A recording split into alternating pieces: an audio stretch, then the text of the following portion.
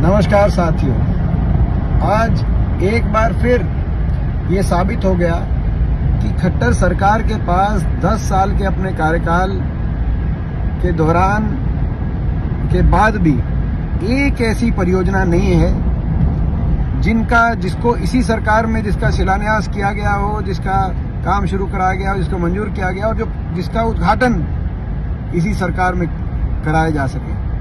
आज 10 दिन में दूसरी बार प्रधानमंत्री जी ने एक परियोजना का हरियाणा में उद्घाटन किया और 10 दिन में दूसरी ऐसी परियोजना का हरियाणा में उद्घाटन किया गया जो हमारी सरकार के कार्यकाल में मेरे द्वारा जिसको मंजूर कराया गया था और उसी समय इस परियोजना पे काम शुरू किया गया था। आपको याद होगा 16 तारीख को रोहतक महम हासी रेल की लाइन का उद्घाटन प्रधानमंत्री जी द्वारा कराया गया था, जो कि हमारे समय की मंजूर शुदा, उसी समय शिलान्यास हुआ, काम शुरू हुआ, अब जाके पूरी हुई।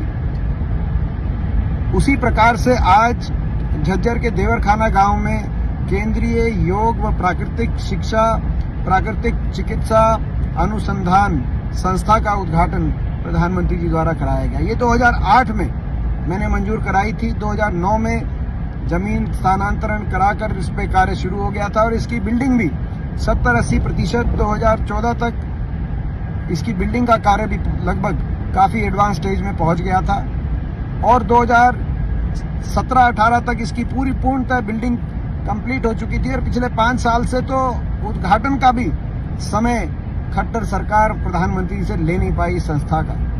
अब चुनावी सीजन है तो उद्घाटन कराए जा रहे हैं, लेकिन ये उद्घाटन कराना और वो भी ऐसी परियोजनाओं का जिनको हमारी सरकार के दौरान मैंने मंजूर करा के जिन पे काम शुरू कराया था, ये 2 बातों का प्रतीक है।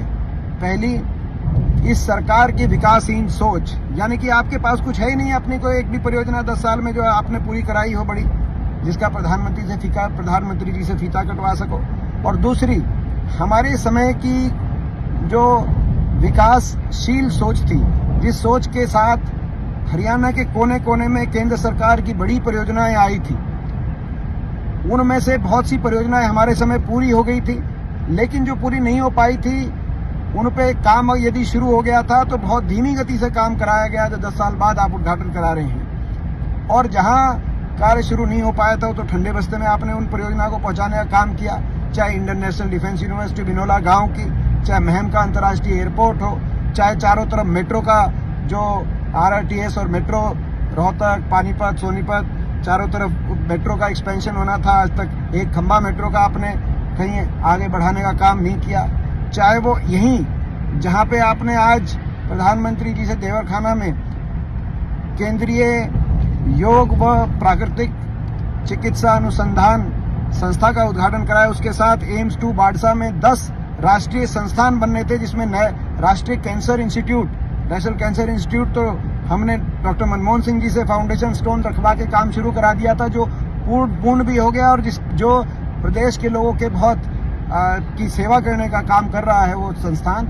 लेकिन उस एम्स 2 कैंपस में जो बाकी 10 संस्थान बनने थे, national cardiovascular institute heart disease से related, national geriatrics institute, national infectious diseases institute, सारे राष्ट्रीय संस्थान वहां पे आने थे। भारत सरकार की कैबिनेट में इसको पारित किया था।